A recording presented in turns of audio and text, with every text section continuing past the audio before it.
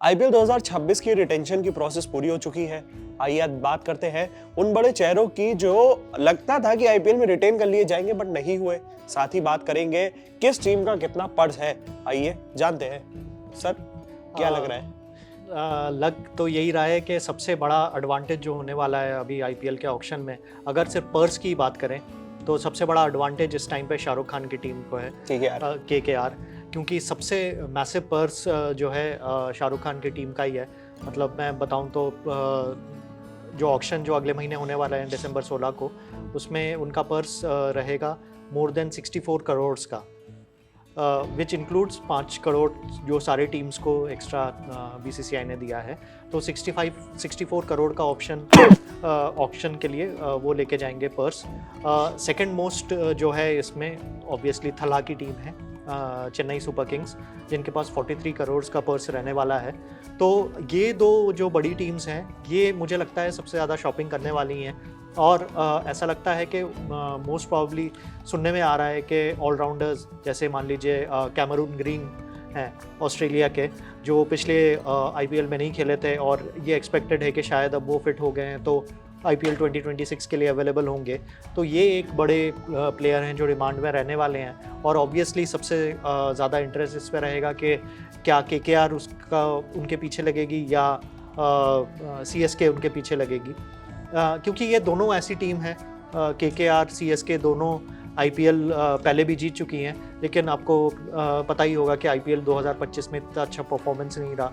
KKR भी 2024 में जीत के आई थी, ऐसा एक्सपेक्टेड था कि शायद काफ़ी अच्छा करेगी, 2025 में भी एटलीस्ट प्लेऑफ तक तो पहुंचेगी, जो वो नहीं कर पाई। धोनी की टीम, थला की टीम तो ऑब्वियसली लास्ट आए थे। बिल्कुल। तो ऑलरेडी उन्होंने ट्रेड करके काफ़ी कुछ बड़े नाम ले आए हैं, जैसे संजू सैमसन को ला चुके हैं, तो ये एक बहुत बड़ा एडिशन है। जडेजा के बदले जो आरआर गए, बिल्कुल जडेजा के बदले जो आरआर गए हैं। लेकिन मैं आपको बताऊं कि अगर संजू सैमसन को लेके आए हैं तो उन्होंने एक बड़ा प्लेयर रिलीज भी किया है अपार्ट फ्रॉम जडेजा। उन्होंने मतीशा पतिराना को रिलीज़ किया है। 13 करोड़ की सैलरी पे उनको रिटेन किया था पिछली बार, लेकिन श्रीलंका के जो स्लिंगिंग बॉलर है उनको रिटेन नहीं किया है। लेकिन पतिराना, मैं आपको बताऊं कि one of the most expensive player नहीं है जिनको रिटेन नहीं किया गया है। ये खिताब या ये नाम भी शाहरुख खान की टीम ही लेके गई है, क्योंकि वेंकटेश अय्यर जिनको 23 करोड़ 75 लाख में खरीदा था पिछली बार आईपीएल ऑक्शन में, उनको रिटेन नहीं किया है। तो मेरे हिसाब से तो काफ़ी सरप्राइजिंग था कि एक तो आप बड़ा दाव खेल करके फिर आप उसको रिलीज कर दे रहे हो, मतलब आपकी एक्सपेक्टेशंस कहीं ना कहीं फुलफिल नहीं हुई। बिल्कुल। और इससे भी बड़ा सरप्राइज था कि मतलब उनके पास अपॉर्चुनिटी था कि वेंकटेश अय्यर को एक थोड़ा कम अमाउंट में रिटेन कर सकते। उनको मुझे नहीं पता उनको क्यों उन्होंने ऑक्शन में जाने दिया, और ऑक्शन में जाने दिया और उसके बाद इतने मैसिव अमाउंट में उनको खरीदना, क्योंकि Venkatesh Iyer at the end of the day वो श्रेयस अय्यर नहीं है या वो ऋषभ पंत नहीं है।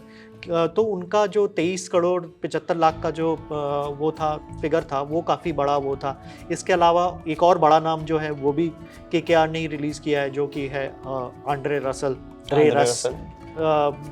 12 करोड़ की सैलरी थी जिन इतने में उनको रिटेन किया था पिछली बार, लेकिन आंड्रे रसल इतने साल बाद फाइनली ऑक्शन में जाएंगे, ये एक बहुत सरप्राइजिंग है। क्योंकि केकेआर के एक नामी गनामी मैच विनर रह चुके हैं आंड्रे रसल, तो ये एक सरप्राइजिंग वो था।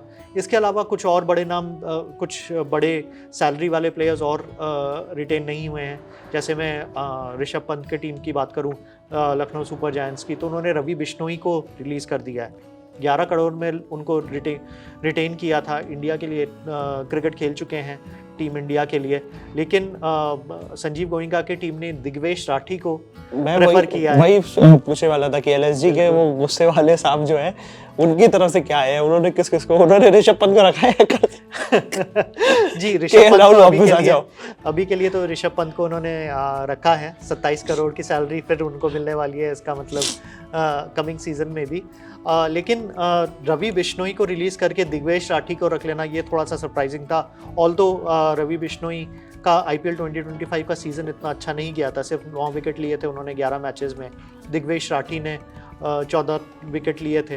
एंड बट दिग्वेश राठी का ये भी था कि मतलब कुछ ज़्यादा ही अल्ट्रा एग्रेसिव थे। मतलब जी, देखा आपको था। याद होगा वो जो साइन वाला हाँ। जो उनका उसके लिए पेनल्टी भी पड़ी थी शायद, बहुत उनको पेनल्टी पड़ी तीन थी। बार मना करने के बाद भी वो नहीं माने थे जाकर के। नहीं माने थे, और आधे से ज़्यादा अपनी सैलरी पेनल्टी पे दे कर दे करके ही हाँ। उनकी निकल गई थी, बट उनको रिटेन कर लिया गया है क्योंकि उनकी सैलरी ऑब्वियसली कम थी। रवि बिश्नोई को रिलीज़ कर दिया 11 करोड़ में।